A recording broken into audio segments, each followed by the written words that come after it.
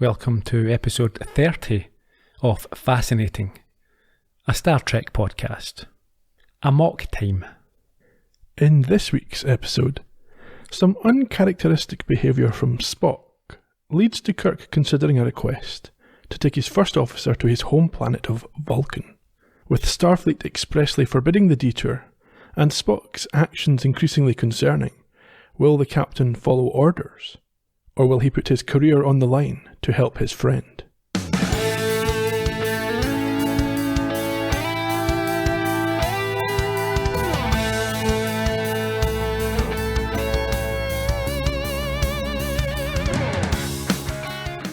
You will cease to pry into my personal matters, Doctor, or I shall certainly break your neck. Good morning, Ian. Good morning, Gerry. How's things? I told you before to stop prying into my personal matters. Yeah, you have threatened me with a injury or two. Just one or two specific injuries.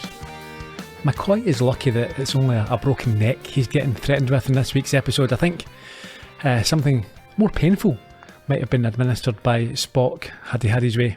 To be fair to Spock, McCoy blinded him a week ago. That's true. He was like a dog with a bone, was Spock this week. Dog with something. A bone. Okay. I felt like they picked up where they left off there, though. That was a continuation of the good run of episodes that we were experiencing. Yes, strong first episode for the season. So remind me, was this season in the planning? Yeah, I think this particular story was considered for season 1, but they didn't get it ready in time. Enjoy it, yeah? Very much. It was interesting, I thought, to learn more about a different species. We've learned more about enemies than we have about Spock's own race, as it were. So sure, it's good to learn a bit more about the Vulcans. I'm not sure how much I thought of them. You're not impressed?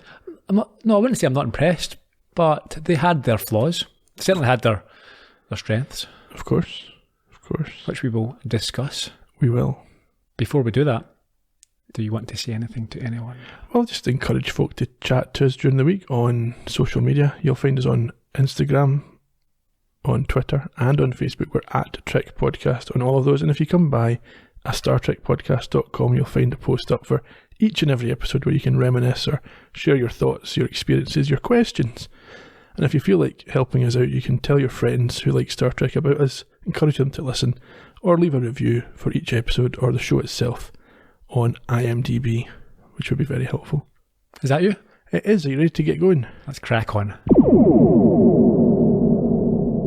I must admit, Ian, I forgot to watch the credits.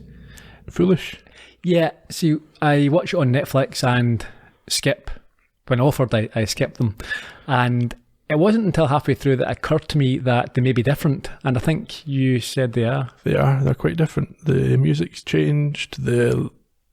Certainly the number of actors that are listed as prominent part players in the show has changed. You might have noticed that when you hit skip, it skips. It normally skips to Leonard Nimoy's name, but in this season it's DeForest Kelley.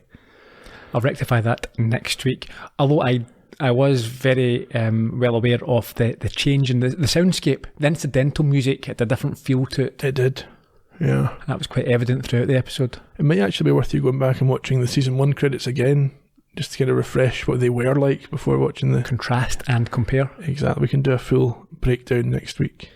Maybe not. We might not, no. Yeah. It's an interesting opening. We're not on the bridge, but we are on the Enterprise. We are in a corridor where Kirk appears from a staircase and is joined by McCoy, who wants to discuss Spock's strange behaviour. Yeah, and Kirk, as usual, has no time for McCoy's nonsense. No. Even when it's not nonsense. Yeah, he dismisses McCoy's notes that Spock hasn't been eating and he appears nervous, but he's not too concerned. And they both then speak with Chapel. Yeah, she passes by. We saw her again at the end of season 1. She's obviously shown up from wherever she's been, maybe doing a course or something. You say she passes by. I think she tries to evade them. I think she's trying to hide what she's doing. Because she's embarrassed. She is feeding Spock, or trying to feed Spock, and McCoy, in a very unprofessional but probably accurate way, notes what she's up to. Yeah, I did think he was a little bit out of line here. He calls her hopeful, doesn't he? Yeah, embarrasses her. Yeah, for no real good reason other than that he thinks it's funny. Well, I think he says, he mentions that she never gives up. Yeah. What a thing to say. in front of someone else. Exactly. I mean, it's fair enough if it's your friend, but she's obviously not comfortable. And he's doing it in front of their boss. Exactly. It's not ideal. It's almost insinuating that, yeah, she is unprofessional. She's behaving inappropriately herself. Yeah. I mean, you say feeding him, it's not just bringing him food from, it's homemade. Yes. soup. Well, she's obviously noticed that he's not eating and is trying to produce some home comforts for him. Perhaps she's just being motherly. I don't think so. No? Something more than that. Well, we saw in season 1 she professed her love for Spock, remember? Yeah. Maybe she's like Norman Bates' mother. Bit creepy. Very. Mm. Talking about creepy, you watched the Dennis Nielsen docudrama? Or a drama. Dramamentary. Yeah. Whatever it was. I watched both the drama and the documentary. With David Tennant. Very good. Very, very good. If anyone has not watched it, get a chance. It's worth it. It's called Des. It is. Apparently some people had problems with the Scottish accent. Well, that's what the guy had. I'm sure our listeners won't have that problem. They're well tuned in by now. Hopefully. Fingers crossed. Although even I did think he's got a very strong and weird Scottish accent because he's from up north and they speak different. They Those speak folk funny up there, there. they are funny, aren't they? Yeah. Chuchters. Serial killers. Anyway. Yes. After she leaves, McCoy continues by telling Kirk of Spock's threat to break his neck if he doesn't stop reminding him of his need for his annual checkup. That's what we heard at the top of the show. We did, and it turns out they're not far from Spock's quarters. No, we quickly see a demonstration of Spock's change in personality. Very clearly. We see Nurse Chapel emerge from his quarters, quickly followed by the soup. Yeah, I think she's actually literally thrown out. Physically thrown out, as was the soup. Yeah, he's in a rage. Apparently that stained the set for weeks. I can imagine. It was very purple. Very purple soup. Spock doesn't obviously realise that his friends are right outside the door. Well, he doesn't realise it first. I think he quickly is made aware of that. And so he requests a leave of absence. Yes, almost immediately on spotting Kirk, and doesn't allow Kirk to present any questions. Where does he want to go? He wants to go home to Vulcan. Mm-hmm. He's calculated it's not far. Yeah, and as you say, when Kirk asks him what it's all about, he gets quite aggressive. Yeah, he just wants a yes or no answer. Before returning back into his room alone. And we then get the credits. Thereafter, we're inside Spock's quarters, where he explains to Kirk that Chapel's actions were undignified for a woman who's not married. Yeah, I think Kirk, he's demanding to know what's going on, and he offers us as he's not interested in this specific incident. He wants more information about Spock's leave request. Again, Spock cuts him off and asks for a simple yes or no, and his captain tries again and suggests that maybe it's a personal family matter, as he has never asked for leave in all the time they've been together. And Spock, technically correctly, retorts that means he must have plenty accumulated. Things then take a very sinister turn. He suggests to Spock that he take his leave on Altair 6, where they're going anyway. But that's not a sinister thing. Well, Spock raises his voice at this point, insisting they must go to Vulcan. No. What have I missed? Have you missed the Spock having a knife held behind his back and shaking? Well, you know, he does that sometimes. Oh, I know he's quite but he's normally with guns. Yeah. Okay. Yeah, no, it's he doesn't ever really do anything with the knife though, does he? He picks it up and he doesn't present it. That doesn't make it less sinister. Okay. Or your friend and your captain and it's almost as if you don't give me the right answer or at any point if things go wrong, you're getting this punched into your neck. Maybe. It reminded me more of the previous episode where he had to control the pain. And in this case, he's controlling. He's obviously got this urge to stab Kirk, but he's controlling it. He's able to control it, and we don't actually get it coming to the surface. Yeah, but that's not acceptable. Or you have it under control. Are you sure you're fine? Yeah, I'll be fine. Stab. So Kirk agrees to the detour to Vulcan, and he goes to one of the communicators to speak to Zulu to tell him to plot this course in. And at this point, he sees the weapon behind Spock's back, and I think he at this point wants to retreat. I think he knows that things aren't great, and he's going to get out of there. So they leave with these sort of fake pleasantries. Yes, he says that Vulcans aren't indestructible, and Spock concurs. Yeah. Kirk is clearly in a state of shock. I think he's very concerned for his friend. And his own well-being. Well, to a certain extent. And when he's left, we see Spock alone as he tries to stop his weapon hand shaking and agrees to himself that he is not indestructible. He's talking to himself now. Yeah, indeed. Captain's log. Yep, they're heading for Altair 6 via Vulcan. What is it? 3372.7. Something along those lines. Spock seems to be under stress, and he's been granted shore leave, and McCoy's watching him. Up in the bridge, Uhura passes Kirk an urgent communication from Starfleet Command. I think it's information about some sort of inauguration. Yeah, it's the reason they're going to Altair 6 in the first place. The ceremonies are being brought forward by a week, and they have to go there without delay. Kirk acknowledges this as we see Spock listen in, and we are then introduced to a new, apparently Russian-sounding navigator named Chekhov. Yes, he's told to plot the course, and I think Spock's on duty here. I don't think he's just hanging around. He's obviously been able to control his problems, knowing that he's got an outlet. This coming. Is an issue. I think, we've seen this before, where they've let people who are either known to be unstable or quite possibly strangers with different... What was it, the chap I said that they brought up from... Yeah, it was the alternative factor. Yes. Lazarus. Exactly, and they let him wander. They did. You complained about that. Yeah. I think some listeners complained about that as well when I said it wasn't a big problem. And in this case, the same situation, Spock is under severe strain here and not acting normally. He should be relieved of his duties and perhaps, put in a... Flogged, yes. Okay. The threat of it, at the very least. Yeah. He'd probably enjoy that. So this chap, Chekhov, confirms that they don't have time for a detour now. Yeah, given the time that they're due to arrive, and Kirk explains to Spock that this is sailor's luck, which is maybe a bit of a dated reference, I don't know. Yeah, I think he probably, like me, expected some sort of an argument, but the response is suspiciously accepting. Yeah, and Spock has then promised his leave as soon as they're done at Altair 6, which, like you say, he seems to be fine with. If not happy. I think he still seems a little bit dark. We're in Kirk's quarters. Clearly still concerned, he communicates to Chekhov and asks how late they would be if they increased their speed and stopped off at Vulcan. Chekhov's very confused by the request. They're already heading to Vulcan, of course.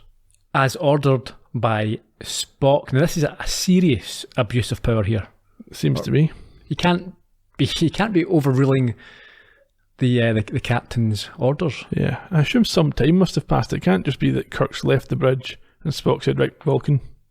I mean, I don't know. Because Chekhov would have questioned that, you would think. But Chekhov's new. So he... Yeah, Sulu's there as well, and whoever else. I suspect Kirk's been off duty for a while. That's why he's in his bed. Sure. Makes sense. Spock's in command. He can make whatever orders he thinks are appropriate. Before you carry on, I should point out with regards to Spock's actions, probably somewhere close to mutiny. Yes. At this point, and it's actually very similar to what happens in the first episode of Star Trek Discovery for anyone who's a fan of that show. I'll take your word for it. You should watch it. So, realising that he has to deal with this situation, Kirk goes up to the bridge and orders Spock to come with him. He's very severe at this point. Yes, it's coming to the teacher's office now, isn't it? So in the turbo lift, a dazed and confused looking Spock says that he accepts Kirk's word that he altered the course of the ship, but he cannot explain why. It's not really Kirk's word, is it? It's Chekhov's word. That's true. Kirk's not claiming to have been aware of it. He's been told. But anyway, yes, Spock accepts that it must have happened, but he has no recollection, as you say. Yeah, couldn't explain it. No Vulcan could, apparently. And he asks to be locked away, as he doesn't want to be seen in this condition. Yeah. So it's a human emotion of embarrassment, isn't it? Some kind of shame, anyway. Yeah. Kirk orders him to report to sickbay for a complete examination. But, again, another issue I've got here. In this current situation, Kirk should escort him there and make sure. He just lets him wander off. And he's got too much faith in Spock. Yeah. Probably based on what happened in the previous episode. Sure. Where Spock was able to overcome great things. In sickbay, Spock has taken a very literal interpretation of Kirk's orders. Yes, he tries to get out of it in a technicality. I've reported and now I'm leaving. But McCoy notes that his orders supersede that. Yeah, and he appeals to him to look logically at the situation. And I think this is a good example of McCoy knowing how to manipulate Spock if he has to. Yeah, Spock submits to him on this occasion. Yeah, so he lies back in a bench as the camera focuses on his twitching hand. We then get a very brief scene up on the bridge where Sulu and Chekhov, who are very rarely seen together. Are they? Yeah, well, Chekhov was basically Sulu's replacement for when George Takei was away making other movies and so on. Sure. But anyhow, they're together here and they have a quick conversation about what's going on and decide that they should maybe, keep their eyes open. Yeah, I think there's a nice line here where they changed destination that many times that Chekhov is feeling a bit space sick. Yeah. In Kirk's quarters, McCoy enters with the disturbing news that if they don't get Spock to Vulcan within a week, he's going to die. That's probably a hyperbole, isn't it? Yeah, I mean, I'm not sure how accurate he can be with that. He doesn't mean literally die. Well, I think he does mean that, but Yeah. he can't tell him why, which annoys Kirk, but he notes that there seems to be a chemical imbalance surging through his body, a bit like adrenaline in us humans. Yeah, he thinks that Spock, or the two of them agree that Spock knows what's going on, but it's clear that he won't reveal the problem. There's a particularly bizarre moment now as we go to Spock's quarters and he's looking at pictures of children on his computer. Well, that's exactly what I've got here. Kirk enters as Spock is looking at pictures of a girl on his a young girl on his computer. Yep, and which he quickly hides. Yeah, it's not. It doesn't look good for Spock, does it? It does not at all. Yeah, They've not really thought this through when they've put the scene together. no. Anyway, Kirk wants to get to the bottom of what is going on, and he doesn't just mean with the images of Paedophilia, yeah. Well, yeah. I mean, we have to say it. Well, yeah. Hinting at it's no good. No. It's quite clear what's going on here. Unless Spock has a better explanation. Well, he is initially reluctant to talk, and there is even a brief physical struggle before Kirk orders him to tell him what's going on and promises it will be treated in the strictest confidence. I think there must be some reliance by Spock here on the trust between himself and Kirk, because he does begin to open up. Yeah, he explains that it is about biology of Vulcans, and Kit listens. He says there's no need to be embarrassed. No, Kit listens, whilst I think wishing that he didn't have to. Yeah, he mentions the birds and the bees in a very awkward way, and Spock explains that birds and bees are not stripped of their logic the way that Vulcans are in these moments. So Spock asks him how he thought Vulcans reproduced, and how does Kirk respond? He assumes it was done through pure logic. Yes, but Spock corrects him on this, and goes on to describe the process in a bit more detail. No. It is not. We shield it with ritual and customs shrouded in antiquity. You humans have no conception. It strips our minds from us. It brings a madness which rips away our veneer of civilization. It is the pon farr, the time of mating.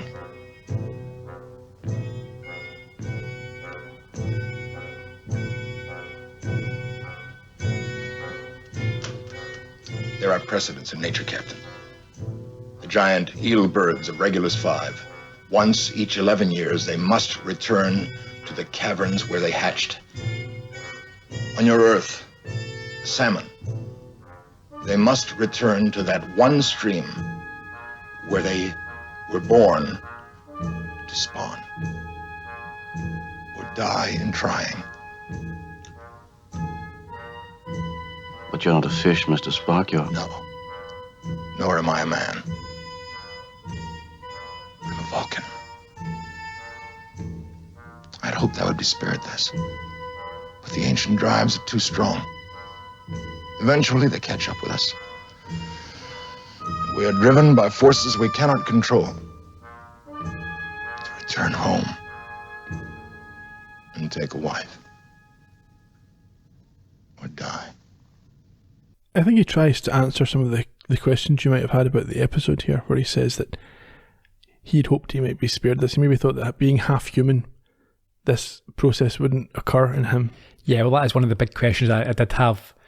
Surely this should have been discussed before when you were filling in your application form to join Ponfar. Ponfar, yes. Any issues? Do you have any holidays booked? Anything we should know about? Yeah, you might want to be aware of this, that at one point I might try and take over the ship and divert it because I'm really horny. That's it. Yeah. to the point of my own and others' deaths. Yeah. Anyway, so now understanding the plight of his friend, Kirk leaves with the promise to keep this to himself and to get him to Vulcan. Yes, he says, it's as if I've never heard this, but we're going to get you there. Up on the bridge, he communicates with Uhura and tells her to pipe Starfleet Command down to McCoy's office. Yep, and Laurel and Hardy on the con agree to plot a course to Vulcan just in case. Yeah, so you mentioned that they are rarely seen in the same episodes, and I think that's disappointing because there could have been that duo, that dynamic between the two of them. Yeah, I think it ended up with Takei being a bit resentful of the lines of his being given to Walter Koenig. So off screen, off camera, do we know how the relationship? I don't know. I presume they just kind of united in their disgust at William Shatner. Yeah, common enemy. Gave them publicity for many years. Sure. Jealousy, really. Obviously. Anyhow, yes, Chekhov and Sulu agree that they're going to plot a course to Vulcan because, they keep changing. Down in Spock's quarters, Uhura comes on the comms trying to talk to Spock. What's he doing at this point? He's sitting there playing his lyre. We saw that before with Uhura. We were singing for him, remember? Was that Charlie X, maybe? Yes. Spock yells at her to leave him alone and pounds his monitor into a pulp. He does. It's an overkill there. Very much so. In sickbay.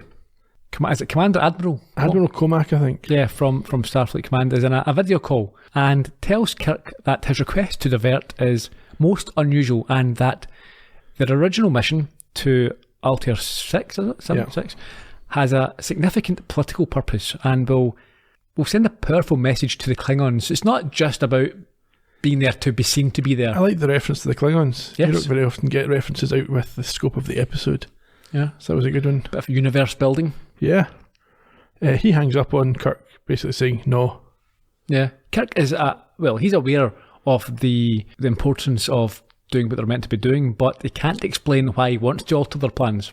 Well, not to Comac, or really to McCoy, but he does explain to McCoy that they're not needed at Altair. There's 2 other starships going, which is a change because normally they're the only starship in the sector. That's true, yeah. And he also claims that he owes his life to Spock 12 times over, and more importantly, he is his friend. I liked Kirk here. I think he's... I liked his attitude. Yeah, the calculation is it's more important to look after Spock. He gets hold of Chekhov on the comms, asks him to head for Vulcan at warp 8 or better, and is a little surprised when Chekhov says, oh yeah, I've already done that. And this delights Chapel, who on hearing this news gets up with a smile and heads off to tell Spock. That's unprofessional. Very. McCoy would be correct. For start, it's a personal matter, and Kirk should be the one that speaks to Spock. And secondly, it's none of her business. Correct. In Spock's quarters, she finds him lying down with his eyes closed and almost gets a bit touchy creepy with him before thinking better of it and going to leave with a tear rolling down her eye. Why is she crying? I don't know, because... He's not going to die, or is it because that she realises that he's getting married? Yeah, he's going, yeah. Maybe. She's losing him. She didn't have him. No, but losing the opportunity. She's about to have an opportunity. Well, yeah, he rises, and instead it is he who gets creepy by telling her that she was in his dream and that they should not protest against their natures, and wipes away her face wetness. Her face wetness. Yeah. Anyway, she short-circuits this moment by explaining to Spock that they are heading for Vulcan after all, and he regathers himself. I thought this was a bit off. So he, as far as I could tell, had decided that if he wasn't going to Vulcan, he may as well sort himself out with Chapel, and he was ready to make that move. Yeah. But as soon as he finds out they're on their way to Vulcan, he tosses her aside. Well, he's going to honour his ancient traditions. He's at it. Anyhow, he asks her for some soup, and she's very pleased. After a moment of insisting he call her Christine, very pleased to do that. In the turbo lift, McCoy, Kirk and Spock are on the way to the bridge when Spock has a touching request. He does. First of all, he compliments McCoy on figuring out what's wrong with him without being told and without Kirk revealing it. And then he tells the others that on the planet of Vulcan, can seem a bit distasteful to outsiders. It might seem a bit mad, but reassured by Kirk that they can handle it, he invites the two of them to accompany him to the ceremony. And I think McCoy really appreciated this. I mean, Kirk was the obvious invitee, but yeah, McCoy was... He was touched, I think, yeah, and they do accept this. Well, false pretenses to a certain extent, because he refers to it as a short ceremony. If you told me this, yeah. Up on the bridge. Uhura opens a channel to Vulcan Space Central. Yes, and after an initial welcome, Spock is asked to activate the central viewer. And at this point, Chapel walks in. For no reason. Yeah, exactly. And they all witness an intimate communication between Spock and a female Vulcan, which has an unexpected ending. Spock, it is I. T'Pring, parted from me and never parted. Never and always touching and touched. We meet at the appointed place. Spock, parted from me and never parted. Never and always, touching and touched. I await you. She's lovely, Mr. Spock. Who is she? She is T'Pring, my wife.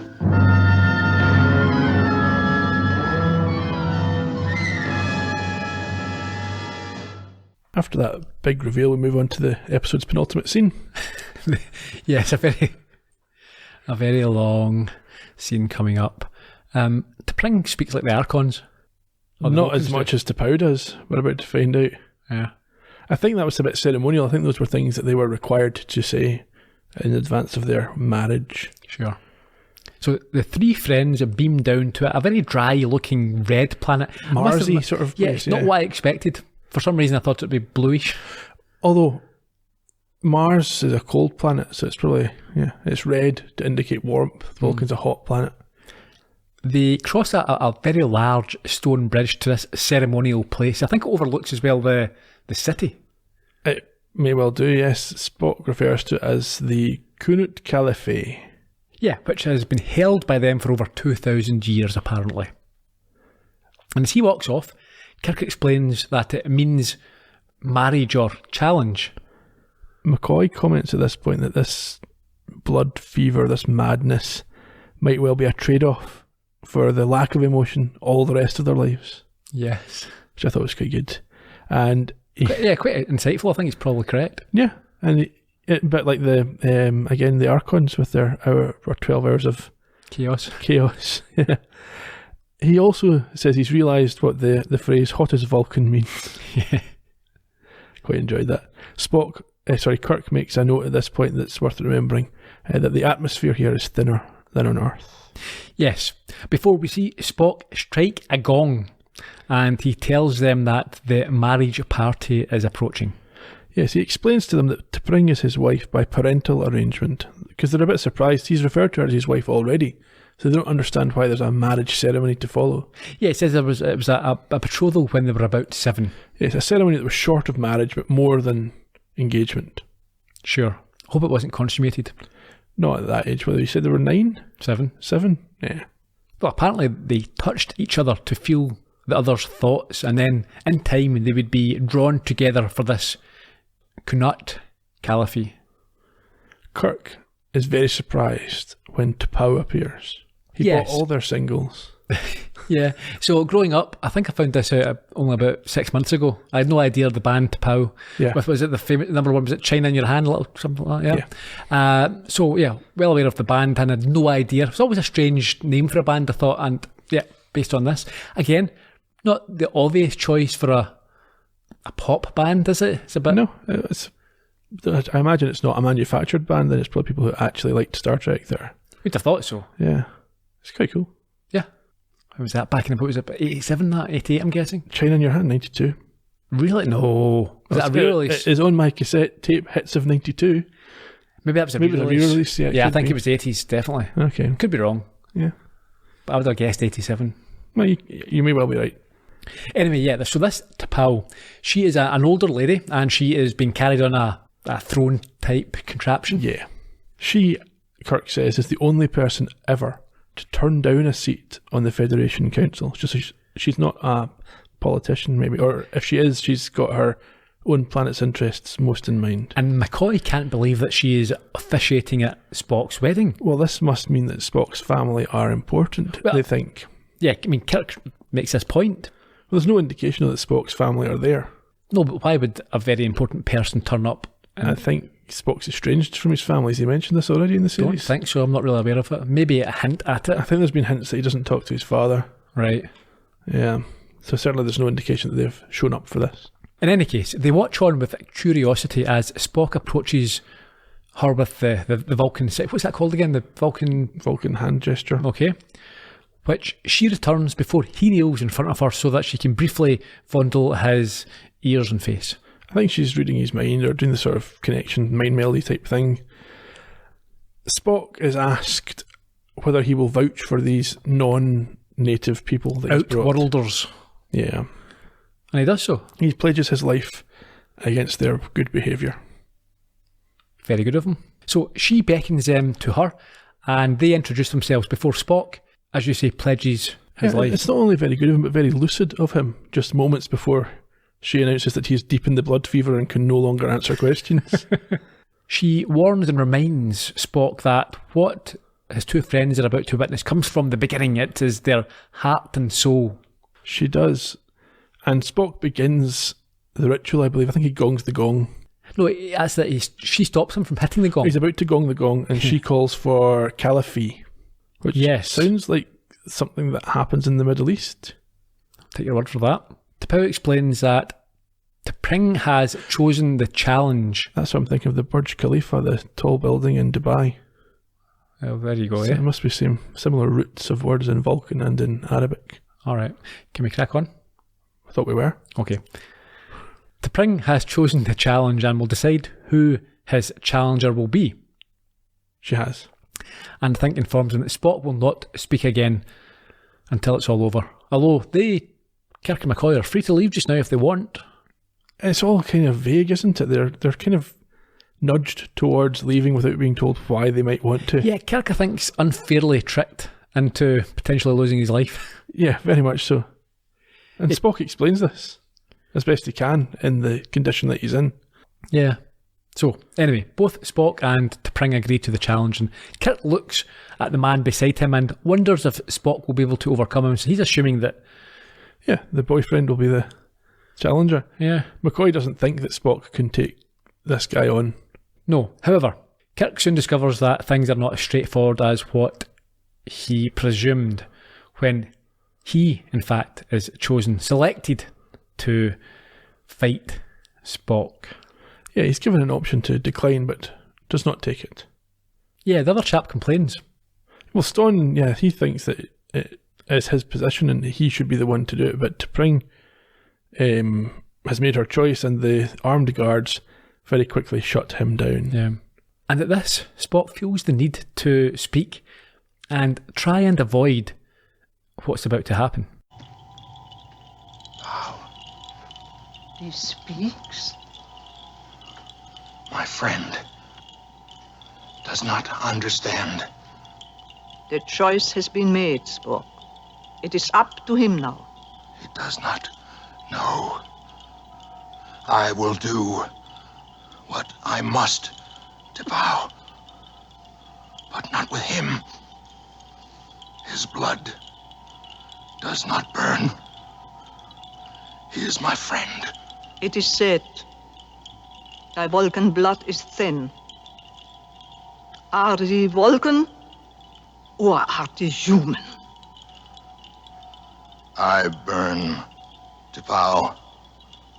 My eyes are flame. My heart is flame. Thee has the power to bow. In the name of my fathers, forbid. Forbid. To bow. I plead with thee. I beg. Thou hast prided thyself on thy Vulcan heritage. It is decided. He then has a purple belt tied round his waist, and Kirk asks what happens if he declines. He does. T'Pau tells him that another will be selected, but he should not interfere with what has been. Yeah, I think Kirk's concern here is that the other will be this guy who will destroy Spock and probably render him unable to marry his wife. Yeah. McCoy then advises Kirk that he can't fight Spock, but Kirk suggests that maybe he can just knock him out without doing any real damage. Yeah, they're not sure what condition Spock's in. They think he's below par anyway, but... Well, McCoy mentions the fact that the heat or the thin air is going to get to Kirk if Spock doesn't. Yeah. So they're both in a bit of bother, but Kirk thinks he can just tap out if things get too strenuous. Yeah, I think that tapping out is a way where he can get out of the situation and Spock's honour is kept intact. Yeah. Kirk at this point formally accepts the challenge when pressed by T'Pau. However, he is soon regretting his decision as he finds out that it is in fact a fight to the death. Yeah, T'Pau's announcement that if there's a survivor of the first round is a bit of a blow for Kirk. It's like, what? You never told me this. 3 times or so you asked me if I wanted to back out and I said no. You might have said to me, listen, there's a good chance you're going to die. Yeah, or it's a possibility that one of you, or it's a certainty that one of you will. Yeah, you do realise, Kirk, you can leave now if you want. No, it's okay. Are you sure? Because just to be clear here, this is a fight to the death. Oh yeah, okay, I'll go. Yeah, at it. Anyway, bring out the first round of these sort of scythes. They're more like hose. Really? She's perfectly reasonably dressed. Garden hose. And what thing that you sprinkle? You put water on? No, not hose. Come on.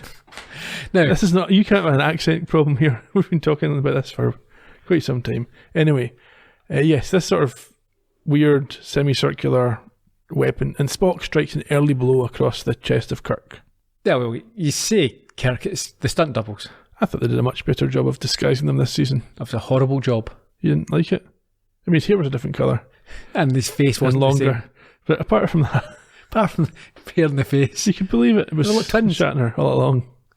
And neither of them. Now, this is a question or an issue I have with it. Was it last week? Anyway, one of them. We're led to believe, and I asked you about this, and you confirmed, that Spock is meant to have strength greater than a human. Yeah, but we've already noted that he's weakened by the fact that he's got this sort of blood fever thing going on. No, we don't know. How? No. McCoy says he couldn't take Ston in his current condition. It's implied that Spock is not operating at full power. Kirk is also operating in a thinner atmosphere. Yeah, but that doesn't take effect immediately. So Kirk, at least in this first round, Kirk is able to basically tie. They disarm one another. But I don't think Kirk at any point has the upper hand in the fight. And McCoy recognises this because as soon as that first round is declared a draw, he approaches T'Pau with a request. Yeah, he wants to give Kirk a shot of something that will help him breathe. Yeah, T'Pau's dubious. She says the air is the air. You can't do anything about this. But McCoy says you can. Yeah, she eventually agrees. This isn't. You can't go and inject. Can you imagine that today? I'm just about. I'm sorry, Mr. Farah. I've got some. Yes, Lance. What's that? Yeah, it's just for the air. I'd like to just go over the top of this hill. Any chance I can take a little shot? Yeah, go for it. No problem at all. You wouldn't have that. That would never be allowed. No. I would take all my blood out and replace it with the blood of my teammates. Dinosaur. Anyhow, they are permitted to do this, and McCoy injects Kirk with this tri-oxy compound, as he explains, which will help him breathe a bit better. So the next round begins. This time they're armed with bands, which after a few minutes results in Kirk being... Well, initially I thought, just being choked out. Yeah, but apparently he's died. Yeah, McCoy rushes to him and tells Spock to get off before claiming him to be dead. That seems unlikely considering this is episode 1 of season 2. Well, T'Pau sympathises with McCoy, who has to ask Spock now for orders because he's now the commanding officer. Yeah, technically, officially. And he tells McCoy to go up ahead to the ship. He will follow and to tell Chekhov to plot a path to the nearest starbase. Yes, he's going to surrender himself to the authorities once this is all dealt with. For what? killing his captain. Yeah, okay. But Kirk willingly had a fight with him. Oh, he doesn't say he's going to submit himself to the authorities and let them decide what should be done. He's not saying he's going to necessarily be fair enough found guilty of anything. As soon as Kirk and McCoy leave, Spock is much more clear-headed than he's been. Yes, and he approaches T'Pring to ask for an explanation. Why the challenge? And why you chose my captain as your champion? Stan wanted me, I wanted him. I see no logic in preferring Stan over me. You have become much known among our people, Spock. Almost a legend. And as the years went by, I came to know that I did not want to be the consort of a legend. But by the laws of our people, I could only divorce you by the caliphate. There was also Stan, who wanted very much to be my consort, and I wanted him. If your captain were Victor, he would not want me, and so I would have Stan. If you were Victor, you would free me because I had dared to challenge, and again I would have Stan. But if you did not free me, it would be the same, for you would be gone, and I would have your name and your property, and Stan would still be there. Logical. Flawlessly logical. I am honored. Stan. She is yours. After a time, you may find that having is not so pleasing a thing after all as wanting. It is not logical, but it is often true. Spock sounds to me a lot like one of those guys who's been kicked off of Love Island. It's like, where's the logic in choosing him over me? Now that you've got her, you won't want her. And T'Pring doesn't do herself any favours. As I said earlier on, I'm not entirely convinced of the most endearing of people of her race. And maybe she may not be a representation, of course. She's completely emasculated Stan as well there. Cuckold. Yeah, it's like, yeah, even if you marry me, he'll hang around, pick up the messes. Spock's better off out of that whole situation, I think. Of course he is, yeah. But he's got his own problems now. Well, before he beams up, he goes to T'Pau and tells her to live long and prosper. Now, is this the first time we hear this? Yeah, well, we'll come to that in the trivia, but yes. Okay. And she returns this sentiment. And he says he won't. Why not? He's killed his friend. He's off. Cheerio. Enough. Back on the Enterprise, we're in sickbay and Spock enters asking McCoy to make the final arrangements for Kirk's funeral. Yeah, and also that he will be resigning immediately. Yes, he's going to hand command of the ship over to Scotty. Is Scotty the next logical? He's the next in command by rank. I would have thought maybe Scotty and McCoy are equal in rank, but maybe Scotty's more likely to take command. He's probably better training in that line of things than McCoy. Yeah. There's a problem with this, though. Yeah, as he speaks, we see a familiar figure walk up behind him and cause almighty relief and delight, followed by a realisation of the emotion that he's just expressed as he sees who? He sees Captain Kirk. Yeah, and he tries to regain his composure immediately. I quite like that. I've never seen him happier. Yeah. It's like sheer elation on Spock's face and disbelief, I think. Yeah. He doesn't understand what's happened. No. You'd think he would figure it out. But he doesn't have time because McCoy explains. Yeah. He discovers that he was the hero of the day, as he in fact slipped Kirk a neuroparalyzer, which made him look like he was dead. But nobody actually checked. Well, McCoy checked, and he reported that Kirk was dead. Yeah, but he's it's his friend, so if you're T'Pau or T'Pring, you're probably wanting to not take his word for it. No, I think they're quite happy for it to be over. That was easy then, wasn't it? I suspect T'Pau knew. You think? Yes.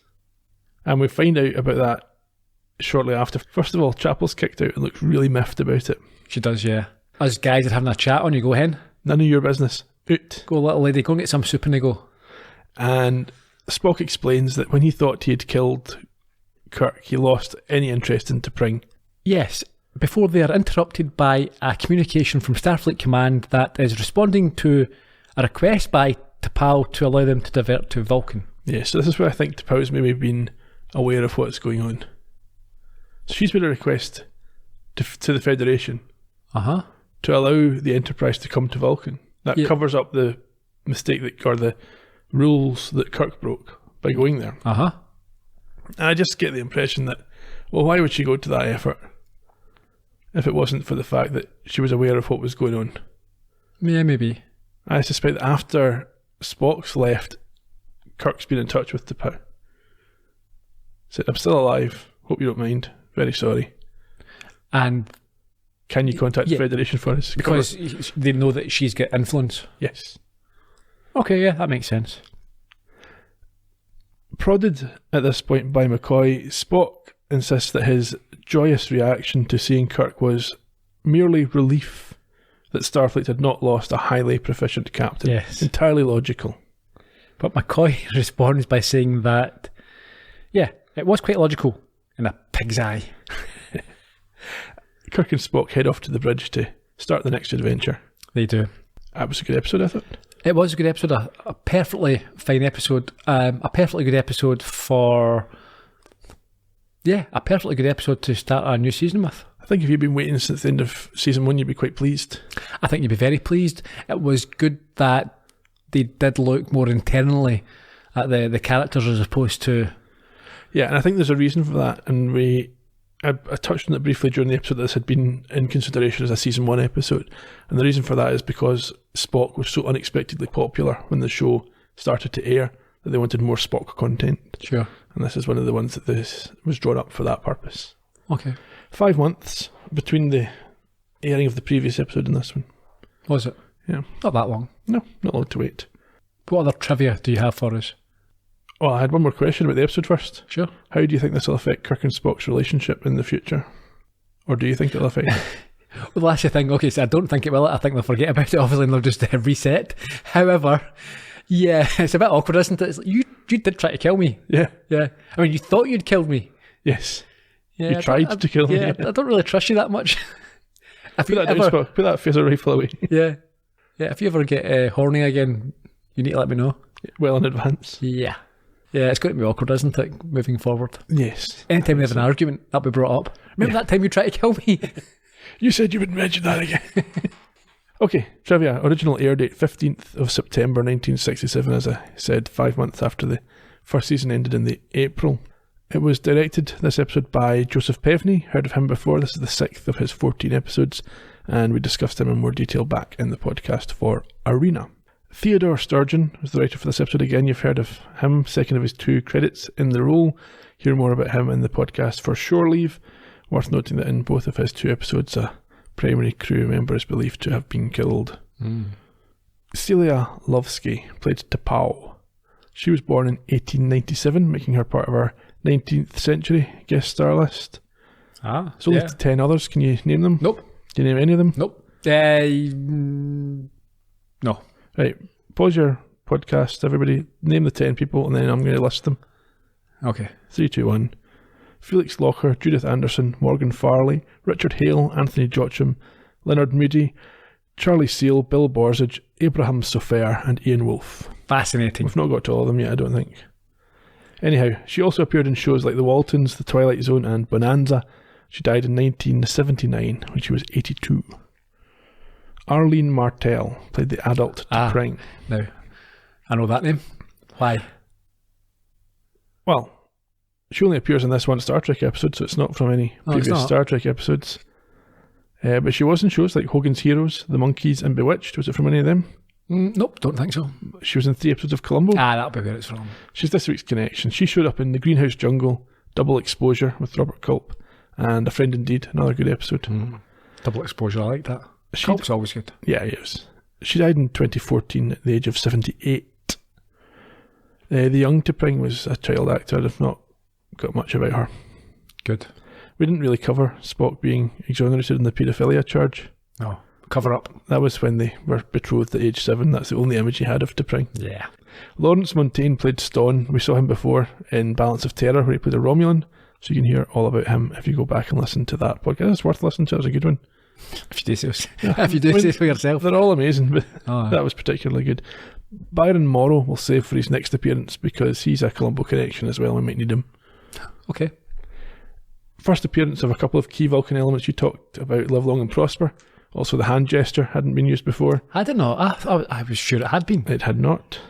And they are both key elements of the Are Vulcan you sure culture. it hadn't been used before? I'm sure. Oh, I'd have put money on it. Anyway. There you go. There's an emoji of that, actually. It's in our Twitter name. And I know. Leonard Nimoy came up with that on set, remembering something similar from Jewish religious ceremonies in the past. Okay. Apparently, the actress playing T'Pau couldn't do it, had to place her hand with her other hand and then raise it into shot. I can do it. Yeah, you can do With it both hands, yeah. and I can move it and close it. Yeah. Can you do the two middle ones and outside the... I don't know. It doesn't matter. One of the few times, as I said, that Sulu and Chekhov are seen together, they're kind of interchangeable the rest of the way. So McCoy's had a extension on his sickbay, a nice bigger office here. Mm-hmm. First time I've seen any Vulcans other than Spock. Okay. They wear the same helmets as the Romulans for the same reason. It's cheaper than ears. And it's also the same reason that the young T'Pring only had one of her ears done, because you only saw one on screen. Okay, that's good. In terms of international titles, there's only a few that really break away from what the English title was. In France, it was Le Mal du Pays, which just means homesick. Doesn't make sense. The Italians went for Il Duello, the duel. The Germans with Weltraumfieber, space fever. And meanwhile, our friends in Japan opted for Barokansei no Himitsu, which translates as Secret of the Vulcan. Next week, it's the second episode of Season 2, Who Mourns for Adonais. It's another Superior Being episode, unfortunately, but we'll give it a shot. Looking forward to it. Yeah, so we'll see everybody in about 7 days' time. Until then, Cheerio. bye bye.